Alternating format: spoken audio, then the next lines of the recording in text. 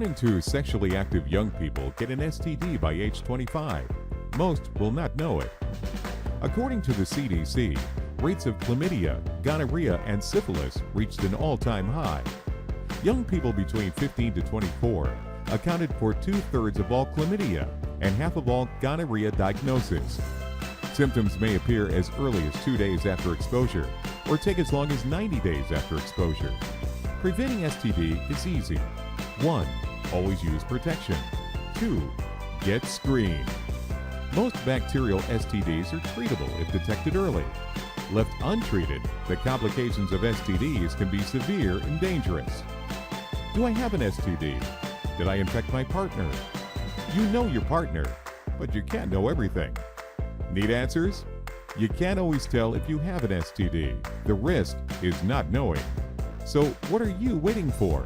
StatCare can help. StatCare, your neighborhood urgent care for all your needs. Get screened for STDs today.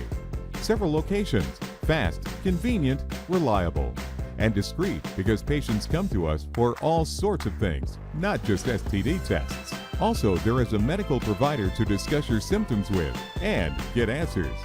Better safe than sorry. Get STD screening now. StatCare is open every day of the year.